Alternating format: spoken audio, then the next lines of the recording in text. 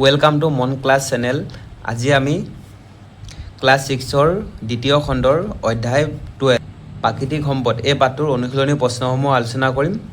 মই প্ৰশ্নসমূহৰ উত্তৰ কৰি যাওঁতে যোনকেইটা প্ৰশ্ন ইম্পৰ্টেণ্ট বুলি ক'ম তোমালোকে সেইকেইটা চিন্তি যাবা, কাৰণ তোমালোকৰ পৰীক্ষাত সেইকেইটা প্ৰশ্ন আহিব পাৰে। গতিকে এতিয়া আমি ভিডিঅ'টো আৰম্ভ কৰোঁ। এতিয়া অনুশীলনীৰ 1 নম্বৰ প্ৰশ্নটো চোৱা। 1 নম্বৰ, তলৰ তালিকাত কেইটামান প্ৰাকৃতিক সম্পদৰ চিত্ৰ দিয়া হৈছে।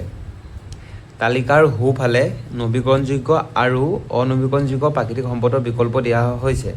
তোমালোকে বাওঁফালৰ চিত্ৰসমূহৰ লগত সোঁহাতৰ ঘৰবোৰত থকা কোনটো উত্তৰ শুদ্ধ হ'ব মিলাব লাগে। অৰ্থাৎ আমাৰ বাওঁফালে দি থকা এই চিত্ৰসমূহৰ লগত সোঁফালৰ কোনটো ঘৰ শুদ্ধ হ'ব তাৰ লগত আমি মিলাব লাগে। এতিয়া চোৱা 1 নম্বৰতে কি দিয়া আছে। এটা চোৱা 1 নম্বৰ দিয়া আছে, এই চিত্ৰটো কোৱা হয় বায়ুকল বুলি কোৱা হয়, অৰ্থাৎ দেখাত ফেন এখনৰ দৰে। গতিকে এইটো হৈছে এটা নৱীকৰণযোগ্য সম্পদ। গতিকে এইটো পোনে পোনে মিলাবা। তাৰপিছত চোৱা 2 নম্বৰত আছে সূৰ্যৰ পোহৰ। সূৰ্যৰ পোহৰ এটা হৈছে নৱীকৰণযোগ্য সম্পদ, কাৰণ সূৰ্যৰ পোহৰ কেতিয়াও শেষ হৈ নাযায় আমি যিমান ব্যৱহাৰ কৰিলেও। 3 নম্বৰ দেখুওৱা হৈছে এখন নদী। গতিকে এখন নদী হৈছে এটা নৱীকৰণযোগ্য সম্পদ, মানে নদী আমি যিমান ব্যৱহাৰ কৰিলেও নদীৰ পানীখিনি কেতিয়াও শেষ হৈ নাযায়। গতিকে নদীৰ পানী হৈছে নৱীকৰণযোগ্য সম্পদ। এতিয়া বাকী আছে শিল আৰু পেট্ৰল গেছ। গতিকে এই শিলটো হ'ব অনৱীকৰণযোগ্য সম্পদ। শেষত আছে অইল অৰ্থাৎ পেট্ৰল যোনটো আমি তেল ডিপুত পাওঁ। গতিকে পেট্ৰল হ'ব অনৱীকৰণযোগ্য সম্পদ, কাৰণ আমি পেট্ৰল এবাৰ ব্যৱহাৰ কৰাৰ পিছত শেষ হৈ যায় একেবাৰে, তাক আমি পুনৰ আকৌ সৃষ্টি কৰিব নোৱাৰোঁ। এতিয়া আমি পাছত চাওঁ। এতিয়া আমি 2 নম্বৰটো কৰিম। এতিয়া মই ইম্পৰ্টেণ্ট প্ৰশ্নসমূহ ক'ম, তোমালোকে চিন্তি ল'বা।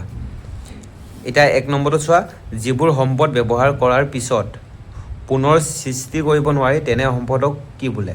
গতিকে 1 নম্বৰ অপশ্যনত দিয়া আছে মানৱ সম্পদ, বি নম্বৰত দিয়া আছে অনৱীকৰণযোগ্য সম্পদ, চিত দিয়া আছে নৱীকৰণযোগ্য সম্পদ, আৰু ডিত দিয়া আছে অজৈৱিক সম্পদ। গতিকে প্ৰশ্নত কৈছে চোৱা, যিবোৰ সম্পদ ব্যৱহাৰ কৰাৰ পিছত পুনৰ সৃষ্টি কৰিব নোৱাৰি তেনে সম্পদক কি সম্পদ বোলে। গতিকে আৰু শুদ্ধ উত্তৰ হ'ব বিটো, অনৱীকৰণযোগ্য সম্পদ। গতিকে তোমালোকে বিটো গোল কৰিবা। তোমালোকৰ এইটো ইম্পৰ্টেণ্ট হয়, এইটো পৰীক্ষাত আহিব, এইটো তোমালোকে ৰাইট চিন দি থোৱা, এইটো তোমালোকে চাবা। তাৰপিছত 2 নম্বৰতে চাবা। এতিয়া 2 নম্বৰটো চোৱা, পৃথিৱীক যি শুকান পৃষ্ঠভাগে আৱৰি থাকে তাক বোলে। এ নম্বৰত দিয়া আছে শিল, বি নম্বৰত মাটি, চি নম্বৰত দিয়া আছে পানী, ডি নম্বৰত দিয়া আছে বায়ু। গতিকে ইয়াৰ শুদ্ধ উত্তৰ হ'ব মাটি, অৰ্থাৎ পৃথিৱীক মাটিয়ে আৱৰি থাকে। গতিকে খালী ঠাই লিখিবা মাটি, বিটো, বা বি নম্বৰ অপশ্যনটো তোমালোকে গোল কৰিবা। পৃথিৱীখনক মাটিয়ে আৱৰি থাকে। এতিয়া চিটো চাবা, 3 নম্বৰটো তোমালোকৰ বহুত ইম্পৰ্টেণ্ট, তোমালোকৰ পৰীক্ষাত আহে, চিন্তি লোৱা কিতাপখনত। কৈছে চোৱা, বিশ্ব জল দিৱস কোন তাৰিখে পালন কৰা হয়। গতিকে ইয়াৰ শুদ্ধ উত্তৰ হ'ব বিটো, 22 মাৰ্চ তাৰিখে বিশ্ব জল দিৱস পালন কৰা হয়। গতিকে বিটো গোল কৰিবা। এইটো তোমালোকে চাবা, এইটো পৰীক্ষাত আহিব। তাৰপিছত চাবা 4 নম্বৰটো, ভূপৃষ্ঠৰ পৰা বহু কিলোমিটাৰ ওপৰলৈ বিস্তৃত হৈ থকা বায়ুৰ পাতল তৰপটোক কি বোলে। এটা ভূপৃষ্ঠ মানে হৈছে মাটিৰ পৰা বহু কিলোমিটাৰ ওপৰলৈ বিস্তৃত হৈ থকা বায়ুৰ পাতল তৰপটোক কি বোলে। ইয়াৰ শুদ্ধ উত্তৰটো হ'ব বায়ুমণ্ডল বোলে। সেই বায়ুৰ পাতল তৰপটোক বায়ুমণ্ডল বোলে। গতিকে শুদ্ধ হ'ব বিটো গোল কৰিবা। এতিয়া আমি 3 নম্বৰটো কৰিম। 3 নম্বৰ চোৱা, এটা শব্দত উত্তৰ দিয়া। এ নম্বৰত দি আছে, এ নম্বৰটো চোৱা, বায়ুমণ্ডলত অক্সিজেন কিমান শতাংশ থাকে। গতিকে ইয়াত উত্তৰ লিখিবা, বায়ুমণ্ডলত অক্সিজেনৰ কিমান শতাংশ থাকে, উত্তৰ লিখিবা 20%। 20%। 2 নম্বৰটো চোৱা, এবিধ জলজ উদ্ভিদৰ নাম লিখা। গতিকে জলজ উদ্ভিদ অৰ্থাৎ পানীত থকা উদ্ভিদৰ নাম পদুম হ'ব, পদুম লিখিবা, পদুম বা ভেট যিকোনো লিখিলেও হ'ল, বা মেটেকা। চি নম্বৰত চোৱা, এবিধ জলজ প্ৰাণীৰ নাম লিখা। জলজ প্ৰাণী বুলি ক'লে মাছ হ'ব, মাছ, কাছ, ঘৰিয়াল। তাৰপিছত ডি নম্বৰটো চোৱা, শক্তিৰ প্ৰধান উৎস কি। এইটো বহুত ইম্পৰ্টেণ্ট, তোমালোকৰ পৰীক্ষাত আহে। ডি নম্বৰটো, শক্তিৰ প্ৰধান উৎস হৈছে সূৰ্য বা বেলি। সূৰ্য লিখিবা তোমালোকে, এইটো ইম্পৰ্টেণ্ট কিন্তু। তোমালোকে এই নম্বৰটো মনত ৰাখিবা, এইটো ইম্পৰ্টেণ্ট হয়। বায়ুমণ্ডলত অক্সিজেন কিমান শতাংশ থাকে? 20%। এইটো পৰীক্ষাত আহিব পাৰে। আৰু এইটো তাৰপিছত 4 নম্বৰটো চাবা, শুদ্ধ অশুদ্ধ চিনাক্ত কৰা। এই নম্বৰতে আছে অৰণ্য প্ৰাকৃতিক সম্পদ। সেইটো শুদ্ধ নে অশুদ্ধ? এই নম্বৰটো শুদ্ধ, কাৰণ অৰণ্য হৈছে প্ৰাকৃতিক সম্পদ। অৰণ্যটো মানুহে বনোৱা নাই, মানুহে বনোৱাবিলাকক কোৱা হয় মানৱ সম্পদ, আৰু যোনটো প্ৰকৃতিয়ে বনায় বা নিজে নিজে সৃষ্টি হয় তাক কোৱা হয় প্ৰাকৃতিক সম্পদ। গতিকে এইটো শুদ্ধ লিখিবা, শুদ্ধ। বি নম্বৰটো চোৱা, শিল নৱীকৰণযোগ্য সম্পদ। এইটো অশুদ্ধ লিখিবা। শিল হৈছে অনৱীকৰণযোগ্য সম্পদ, গতিকে এইটো অশুদ্ধ লিখিবা, বি নম্বৰটো। চিটো চোৱা, পুখুৰী অনৱীকৰণযোগ্য সম্পদ। এইটো অশুদ্ধ লিখিবা। পুখুৰী হৈছে নৱীকৰণযোগ্য সম্পদ, কাৰণ পুখুৰী আমি ব্যৱহাৰ কৰাৰ পিছত এইটো কেতিয়াও শেষ হৈ নাযায়, বৰঞ্চ আমি আৰু পুখুৰী খান্দিবহে পাৰোঁ। ডি নম্বৰটো চাবা, যান বাহনত বেছিকৈ ব্যৱহাৰ কৰা ইন্ধন কেৰাচিন। এইটো অশুদ্ধ লিখিবা। যান বাহনত কেৰাচিন ব্যৱহাৰ নকৰে, যান বাহনত পেট্ৰল, ডিজেল এইবোৰ ব্যৱহাৰ কৰে, গতিকে এইটো অশুদ্ধ লিখিবা। তাৰপিছত ই নম্বৰটো চোৱা, বায়ুমণ্ডলত অক্সিজেন গেছ আটাইতকৈ বেছি পৰিমাণে থাকে। এইটো অশুদ্ধ লিখিবা। বায়ুমণ্ডলত অক্সিজেন গেছ আটাইতকৈ বেছিকৈ নাথাকে। শুদ্ধটো হ'ব, বায়ুমণ্ডলত নাইট্ৰজেন গেছ আটাইতকৈ বেছিকৈ থাকে, গতিকে ই নম্বৰটো অশুদ্ধ লিখিবা, অশুদ্ধ। ইয়াৰ পাছত তোমালোকৰ কেইটামান গুৰুত্বপূৰ্ণ প্ৰশ্ন পাম, যিখিনি তোমালোকৰ পৰীক্ষাত আহে। মই কৈ আছোঁ ৰ'বা। এতিয়া 5 নম্বৰটো চোৱা, চমু উত্তৰ দিয়া। এই 5 নম্বৰটোত কেইটামান পৰীক্ষাৰ কাৰণে গুৰুত্বপূৰ্ণ প্ৰশ্ন আছে, যিকেইটা তোমালোকৰ পৰীক্ষাত সোধে। গতিকে সেই প্ৰশ্নকেইটা মই কৈ দিম, তোমালোকে কিতাপখনত চিনি ল'বা। এতিয়া 1 নম্বৰতে দি আছে চোৱা, প্ৰাকৃতিক সম্পদ কাক বোলে? এই প্ৰশ্নটো তোমালোকৰ পৰীক্ষাত সোধে, এইটো চিনি থোৱা। উত্তৰ লিখিবা, প্ৰকৃতিত পোৱা যিবোৰ পদাৰ্থ জীৱৰ বাবে আৱশ্যক, অৰ্থাৎ মানুহৰ বা যিকোনো জীৱৰ বাবে আৱশ্যক, সেইবোৰকে প্ৰাকৃতিক সম্পদ বোলে। যেনে মাটি, সূৰ্যৰ শক্তি, সূৰ্যৰ পোহৰ, অৰণ্য, শিল, খনিজ লৱণ, জীৱাশ্ম ইন্ধন আদি। গতিকে এইটো ইয়ালৈকে লিখিবা। ইয়াত উদাহৰণ এগাল দি আছে, মাটি, সূৰ্য, শক্তি, অৰণ্য। তোমালোকে পৰীক্ষাত 2টা বা 1টা লিখিলেই হ'ল। তাৰপিছত চাবা বি নম্বৰটো, প্ৰাকৃতিক সম্পদক কেইটা ভাগত ভাগ কৰা হৈছে আৰু কি কি? উত্তৰ লিখিবা, প্ৰাকৃতিক সম্পদক 2টা ভাগত ভাগ কৰা হৈছে, সেইকেইটা হৈছে নৱীকৰণযোগ্য আৰু অনৱীকৰণযোগ্য প্ৰাকৃতিক সম্পদ। অৰ্থাৎ নৱীকৰণযোগ্য প্ৰাকৃতিক সম্পদ আৰু অনৱীকৰণযোগ্য প্ৰাকৃতিক সম্পদ। এতিয়া চাবা, তোমালোকৰ পৰীক্ষাত প্ৰশ্ন আহে, নৱীকৰণযোগ্য আৰু অনৱীকৰণযোগ্য প্ৰাকৃতিক সম্পদ কাক বোলে, বা নৱীকৰণযোগ্য আৰু অনৱীকৰণযোগ্য প্ৰাকৃতিক সম্পদৰ মাজত পাৰ্থক্য লিখা। এই উত্তৰকেইটা মই পাছত কৈ দিম, তোমালোকে চাবা। এতিয়া চিটো চোৱা, পালোৱে, মই কৈছিলোঁহে। চোৱা, নৱীকৰণযোগ্য আৰু অনৱীকৰণযোগ্য সম্পদ কাক বোলে? উদাহৰণসহ লিখা। এই চিটো বহুত ইম্পৰ্টেণ্ট, তোমালোকৰ পৰীক্ষাত আহিবই, এইটো চিনি থোৱা কিতাপখনত। এতিয়া উত্তৰ চাবা। উত্তৰ, যিবোৰ প্ৰাকৃতিক সম্পদৰ বহুল ব্যৱহাৰ কৰিও কেতিয়াও প্ৰকৃতিৰ পৰা শেষ হৈ নাযায়, তেনে সম্পদক নৱীকৰণযোগ্য সম্পদ বোলা হয়। অৰ্থাৎ যিবোৰ সম্পদ আমি এবাৰ ব্যৱহাৰ কৰাৰ পিছত কেতিয়াও শেষ হৈ নাযায়, সেইবোৰক নৱীকৰণযোগ্য সম্পদ বোলে। উদাহৰণস্বৰূপে সূৰ্যৰ পোহৰ, পানী, বায়ু আদি। গতিকে সূৰ্যৰ পোহৰ, পানী, বায়ু এইবোৰ কেতিয়াও শেষ নহয়, আমি যিমান ব্যৱহাৰ কৰিলোঁ, গতিকে তাক নৱীকৰণযোগ্য সম্পদ বোলে। তাৰপিছত চাবা, যিবোৰ প্ৰাকৃতিক সম্পদ এবাৰ ব্যৱহাৰ কৰাৰ পিছত পুনৰ সৃষ্টি কৰিব নোৱাৰি, তেনে সম্পদক অনৱীকৰণযোগ্য প্ৰাকৃতিক সম্পদ বোলে। উদাহৰণস্বৰূপে প্ৰাকৃতিক গেছ, পেট্ৰল, ডিজেল আদি। গতিকে আমি ইয়াত লিখিলোঁ, যিবোৰ সম্পদ এবাৰ ব্যৱহাৰ কৰাৰ পাছত তাক পুনৰ ব্যৱহাৰ কৰিব নোৱাৰোঁ বা পুনৰ সৃষ্টি কৰিব নোৱাৰোঁ, তেনে সম্পদক অনৱীকৰণযোগ্য প্ৰাকৃতিক সম্পদ বোলে। যেনে এটা প্ৰাকৃতিক গেছ, পেট্ৰল দিয়া আছে। এতিয়া পেট্ৰলখিনি যেতিয়া আমি এবাৰ ব্যৱহাৰ কৰোঁ বাইকখনত, সেইখিনি আমি ঘূৰাই নাপাওঁ, সেইখিনি একেবাৰে শেষ হৈ যায়। গতিকে তেনে প্ৰাকৃতিক সম্পদকে অনৱীকৰণযোগ্য প্ৰাকৃতিক সম্পদ বোলে। তাৰপিছত চাবা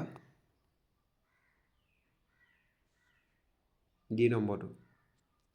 ডিটো, সূৰ্যক কিয় শক্তিৰ প্ৰধান উৎস বুলি কোৱা হয়? এই প্ৰশ্নটো তোমালোকৰ পৰীক্ষাত আহে, এইটো তোমালোকে চিনি থোৱা। এইকেইটা গোটেইকেইটা ইম্পৰ্টেণ্ট হয়।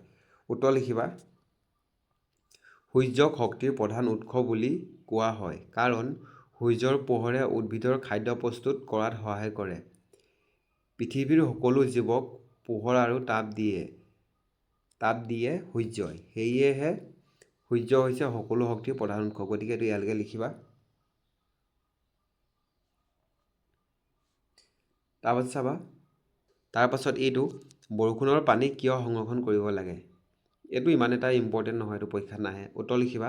উত্তৰ, বৰষুণৰ পানী সংৰক্ষণ কৰিলে ভূগৰ্ভস্থ পানী বা ভূগৰ্ভৰ তলত থকা পানীৰ পৰিমাণটো বৃদ্ধি পায়। খৰাং সময়ত পানীৰ অভাৱ কমে আৰু পানী প্ৰদূষণ ৰোধ হয় বাবে আমি বৰষুণৰ পানী সংৰক্ষণ কৰিব লাগে। গতিকে এইটো ইয়ালৈকে লিখিবা। তাৰপাছত চাবা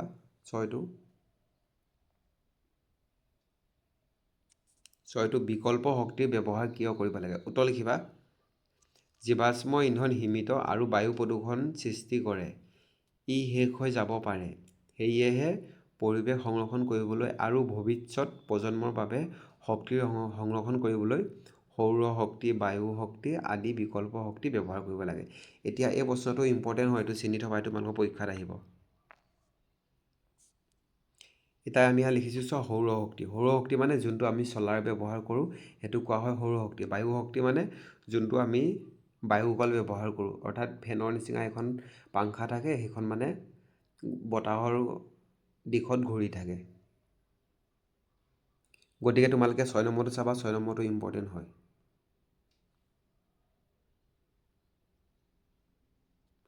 17 নম্বৰটো চোৱা, সূৰ্যৰ তাপ ব্যৱহাৰ কৰি পোৱা শক্তিক কি শক্তি বোলা হয়? উত্তৰ লিখিবা। সূৰ্যৰ তাপ ব্যৱহাৰ কৰি পোৱা শক্তিক সৌৰ শক্তি বোলা হয়। সৌৰ শক্তিৰ উদাহৰণ যেনে হ'ব চলাৰ। তাৰপিছত 8 নম্বৰটো চাবা। এইটো 8 নম্বৰটো পালোঁৱে আমি, বায়ুকল। আমি 6 নম্বৰটোত কৈছিলোঁ বায়ুকলৰ কথা, এতিয়া পালোঁৱে চোৱা। 8 নম্বৰটো, বায়ুকল কি? বায়ুকলত কি শক্তি ব্যৱহাৰ কৰা হৈছে? উত্তৰ লিখিবা। বায়ুকল হৈছে এটা যন্ত্ৰ যি বায়ু শক্তি ব্যৱহাৰ কৰি বৈদ্যুতিক শক্তি উৎপন্ন কৰা হয়। অৰ্থাৎ আমি লিখিলোঁ বায়ুকল হৈছে এনে এটা যন্ত্ৰ য'ত বায়ু শক্তি অৰ্থাৎ বতাহ বা বায়ু শক্তি ব্যৱহাৰ কৰি বিদ্যুৎ শক্তি আমি বিদ্যুৎ উৎপাদন কৰোঁ। তাৰপিছত চাবা, বতাহে বায়ুকলৰ পাত চক্ৰ ঘূৰাই যাৰ পৰা জেনেৰেটৰৰ সহায়ত বিদ্যুৎ উৎপন্ন হয়। অৰ্থাৎ বতাহে বায়ুকলৰ পাংখা বা পাত চক্ৰসমূহ ঘূৰাই ফলত জেনেৰেটৰৰ সহায়ত বিদ্যুৎ উৎপন্ন হয়। গতিকে এইটো ইয়ালৈকে লিখিবা। তাৰপিছত লিখিবা আৰু প্ৰশ্নটো আৰু আছে, চোৱা। বায়ুকলত কি শক্তি ব্যৱহাৰ কৰা হৈছে? উত্তৰ লিখিবা। বায়ুকলত বায়ু শক্তি ব্যৱহাৰ কৰা হৈছে বা বায়ু শক্তি ব্যৱহাৰ কৰা হয়। 9 নম্বৰটো, বায়ু ব্যৱহাৰ হোৱা দুটা কাৰ্যৰ বিষয়ে লিখা। এতিয়া বায়ু হ'ল বতাহ, বতাহ ব্যৱহাৰ হোৱা দুটা কাৰ্যৰ বিষয়ে লিখা। বায়ু ব্যৱহাৰ হোৱা দুটা কাৰ্যৰ বিষয়ে তলত আলোচনা কৰা হ'ল। 1 নম্বৰ লিখিলোঁ বায়ুকল, যিটো আমি এতিয়া পঢ়ি আহিছিলোঁ। এতিয়া চোৱা, বায়ুকল ব্যৱহাৰ কৰি বিদ্যুৎ উৎপাদন কৰা হয়। তাৰপিছত লিখিবা বায়ু চালিত নৌকা, জাহাজ চলোৱা হয়। তাৰপিছত চাবা 10 নম্বৰটো। 10টো, বতাহ যে শক্তি তাক বুজিবৰ বাবে তুমি দেখি থকা এটা উদাহৰণ দিয়া। উত্তৰ লিখিবা। বতাহ যে শক্তি তাক বুজিবৰ বাবে আমি দেখি থকা এটা উদাহৰণ হ'ল বায়ুকল। তাৰপিছত চাবা 11টো। তোমালোকৰ এই 11 নম্বৰটো পৰীক্ষাত নাহে, এইটো ইমান এটা ইম্পৰ্টেণ্ট নহয়। ৰ'দ দিয়াৰ বতৰত পানী ভৰ্তি পাত্ৰ এটা বাহিৰত থ'লে পানীখিনি গৰম হয় বুলি তোমালোকে জানা। সূৰ্যৰ পৰা পোৱা এই তাপ ব্যৱহাৰ কৰি আৰু কি কাম কৰিব পাৰি? উত্তৰ লিখিবা। সূৰ্যৰ পৰা পোৱা তাপ ব্যৱহাৰ কৰি আমি বহুতো কাম কৰিব পাৰোঁ। এতিয়া সূৰ্যৰ পৰা পোৱা তাপ অৰ্থাৎ পোহৰ আমি ব্যৱহাৰ কৰি কি কি কাম কৰিব পাৰোঁ সেইখিনি লিখিব লাগে। উত্তৰ চাবা। ওপৰ লাইনটো লিখাৰ পাছত এইটো লিখিবা। ইয়াৰ কিছু উদাহৰণ তলত দিয়া হৈছে, যেনে 1 নম্বৰত, সূৰ্যৰ তাপ ব্যৱহাৰ কৰি পানী উতলাই জীৱাণুমুক্ত কৰিব পাৰোঁ। অৰ্থাৎ আমি সূৰ্যৰ তাপ ব্যৱহাৰ কৰি পানী গৰম কৰিব পাৰোঁ, অৰ্থাৎ পানী উতলাই জীৱাণুসমূহ মুক্ত কৰিব পাৰোঁ, পানীত থকা জীৱাণুসমূহ মাৰিব পাৰোঁ। তাৰপিছত চোৱা, সৌৰকোষ, যাক আমি চলাৰ বুলি কওঁ। সৌৰকোষৰ জৰিয়তে সূৰ্যৰ তাপ আৰু পোহৰ বিদ্যুতলৈ পৰিণত কৰিব পাৰি। আমি চলাৰ ব্যৱহাৰ কৰি সূৰ্যৰ তাপ আৰু পোহৰক বিদ্যুতলৈ পৰিণত কৰিব পাৰোঁ। তাৰপিছত চাবা 12 নম্বৰটো। 12 নম্বৰটো চোৱা, পেট্ৰল, ডিজেল আদি কিয় অনৱীকৰণযোগ্য প্ৰাকৃতিক সম্পদ বোলা হয়? উত্তৰ লিখিবা। পেট্ৰল, ডিজেল আদিক অনৱীকৰণযোগ্য প্ৰাকৃতিক সম্পদ বোলা হয় কাৰণ এবাৰ ব্যৱহাৰ কৰাৰ পিছত ইয়াক পুনৰ ব্যৱহাৰ কৰিব নোৱাৰি, একেবাৰে শেষ হৈ যায়। অৰ্থাৎ আমি যদি পেট্ৰল বা ডিজেল এবাৰ গাড়ীত বা বাইকত আমি তেল ভৰাই ব্যৱহাৰ কৰোঁ, সেইখিনি মানে একেবাৰে শেষ হৈ যায়। তাক আমি আকৌ পুনৰ মানে ঘূৰাই পাব নোৱাৰোঁ, একেবাৰে শেষ হৈ যায়। সেইকাৰণে পেট্ৰল ডিজেল আদিক মানে অনবীকৰণযোগ্য সম্পদ বুলি কোৱা হয়। তাৰপিছত চাবা 13 নম্বৰটো, অনবীকৰণযোগ্য সম্পদ তুমি নিজৰ ঘৰত সংৰক্ষণ কৰিবলৈ কি কৰিব পাৰা? এইটো ইম্পৰ্টেণ্ট নহয়, তোমালোকৰ পৰীক্ষা নাহে। উত্তৰ লিখিবা, অনবীকৰণযোগ্য সম্পদ নিজৰ ঘৰত সংৰক্ষণ কৰিবলৈ আমি এনেধৰণৰ কাম কৰিব পাৰোঁ। চাবা, গাড়ী চলাবলৈ গেছ বা পেট্ৰল সুৰক্ষিত বা যুক্তিসংগত পৰিমাণত ব্যৱহাৰ কৰিম। অৰ্থাৎ আমি লিখিলোঁ, এনেই আমি গাড়ীখনত তেল ভৰাই য'ত ত'ত আমি ঘূৰি নুফুৰোঁ, মানে আমাৰ যুক্তিসংগত আৰু প্ৰয়োজন মতেহে ব্যৱহাৰ কৰিম। তাৰপাছত চাবা 14টো, এতিয়া 14টো চাবা, পৃথিৱীৰ বেছি অংশ পানীৰে আগুৰা যদিও উপযোগী পানীৰ মাত্ৰা অতি নগণ্য। সেয়েহে পানীৰ অভাৱত যাতে নষ্ট নহয় তাৰ বাবে তুমি লগৰ বন্ধু বান্ধৱীক কেনেদৰে সচেতন কৰিবা? এইটো তোমালোকৰ পৰীক্ষাত নাহে, এনেই জানি থৈ দিয়া। উত্তৰ, পানীৰ অভাৱত যাতে নষ্ট নহয় তাৰ বাবে মই লগৰ বন্ধু বান্ধৱীক এনেদৰে সচেতন কৰিম। 1 নম্বৰ, বৰষুণৰ পানী সংগ্ৰহ কৰাৰ বিষয়ে বুজাম। তাৰপিছত 2 নম্বৰ, পানী ব্যৱহাৰ কৰাৰ সময়ত পানী অপচয় নোহোৱাকৈ ব্যৱহাৰ কৰিব লাগে। এতিয়া চোৱা, পানী ব্যৱহাৰ কৰাৰ সময়ত পানী অপচয় নোহোৱাকৈ ব্যৱহাৰ কৰিব লাগে। অৰ্থাৎ যেতিয়া আমি পানী ব্যৱহাৰ কৰোঁ বা মুখ ধুওঁ বা দাঁত ব্ৰাছ কৰোঁ, তেতিয়া আমি পানীৰ টেপটো এনেই খুলি থ'ব নালাগে। আমি যদি এনেই খুলি থৈ দিওঁ তেতিয়া পানীখিনি মানে অপচয় হয়। তাৰপিছত 15টো চাবা, বৰ্তমান সময়ত চৰকাৰে প্ৰচুৰ পৰিমাণে গছপুলি ৰোপণৰ ক্ষেত্ৰত বিভিন্ন ধৰণৰ কৰ্মসূচী হাতত লৈছে। তোমালোকৰ বিদ্যালয়ত চৰকাৰী কাৰ্যসূচীৰ বাহিৰেও বেলেগ বেলেগ সময়ত গছপুলি ৰোৱানে? ৰোৱা যদি কি উপলক্ষে ৰোপণ কৰা?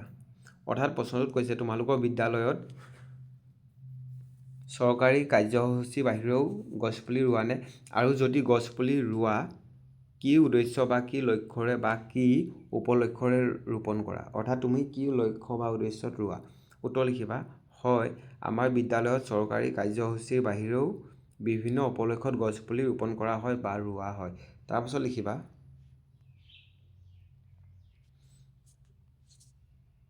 গছপুলি ৰোৱাৰ কিছুমান উপলক্ষ বা উদ্দেশ্য হ'ল বিশ্ব পৰিৱেশ দিৱস, শিক্ষক দিৱস আদি। গতিকে ইয়ালৈকে লিখিবা। 16টো চোৱা, প্ৰাকৃতিক সম্পদ সংৰক্ষণৰ ক্ষেত্ৰত চৰকাৰে লোৱা কাৰ্য অথবা এটা দিৱসৰ নাম লিখা। অৰ্থাৎ প্ৰশ্নটোত কৈছে প্ৰাকৃতিক সম্পদ মানে সংৰক্ষণৰ ক্ষেত্ৰত চৰকাৰে কি কাম কৰিছে, চৰকাৰৰ কাৰ্য বা যিকোনো এটা দিৱসৰ নাম লিখা। গতিকে আমি জানোৱেই, উত্তৰ লিখিবা, প্ৰাকৃতিক সম্পদ সংৰক্ষণৰ ক্ষেত্ৰত চৰকাৰে লোৱা এটা দিৱসৰ নাম হৈছে বিশ্ব পৰিৱেশ দিৱস। অৰ্থাৎ 5 জুন তাৰিখে পতা হৈছে বিশ্ব পৰিৱেশ দিৱস, সেইটো কথা কোৱা হৈছে। তাৰপিছত এতিয়া আমি 17 নম্বৰটো চাম। 17 নম্বৰটো শেষৰ প্ৰশ্ন চাগে, শেষৰ প্ৰশ্ন। 17টো, বৰ্তমান সময়ত দিনক দিনে পৃথিৱীত উষ্ণতা মানে হৈছে গৰমৰ পৰিমাণ বৃদ্ধি হ'বলৈ ধৰিছে। এই উষ্ণতা বৃদ্ধি ৰোধ কৰিবৰ বাবে তুমি বন্ধু বান্ধৱীৰ সৈতে লগ হৈ কি পদক্ষেপ হাতত ল'ব পাৰা? এখন আলোচনী যুগুত কৰা। উত্তৰ লিখিবা, পৃথিৱীৰ উষ্ণতা বৃদ্ধি ৰোধ কৰিবৰ বাবে আমি বন্ধু বান্ধৱীৰ সৈতে সেউজ অভিযান নামৰ এখন আঁচনি আৰম্ভ কৰিম। অৰ্থাৎ আমি লিখিলোঁ, যিহেতু পৃথিৱীৰ উষ্ণতা অৰ্থাৎ গৰম বৃদ্ধি পাইছে, সেই গৰমটোক আমি ৰোধ কৰিবলৈ আমি কি কৰিব পাৰোঁ? সেউজ অভিযান অৰ্থাৎ আমি গছ পুলি ৰোপণ কৰিব পাৰোঁ। গতিকে লিখিবা, আৰু আছে অলপ। তাৰপাছত লিখিবা, তলত দিয়া ধৰণে এই আঁচনিত দিয়া পদক্ষেপসমূহ লোৱা হয়। 1 নম্বৰতে লিখিবা গছপুলি ৰোপণ অভিযান, 2 নম্বৰতে লিখিবা প্লাষ্টিক মুক্ত অঞ্চল গঠন। গতিকে তোমালোকৰ অনুশীলনী প্ৰশ্ন ইমানেই আছিলে। যদি তোমালোকে ভাল পালা ভিডিঅ'টো প্লিজ লাইক কৰিবা আৰু ছাবস্ক্ৰাইব কৰিবলৈ নাপাহৰিবা। ভিডিঅ'টো শেষৰ বাবে চোৱাৰ বাবে বহুত বহুত ধন্যবাদ। Thank U.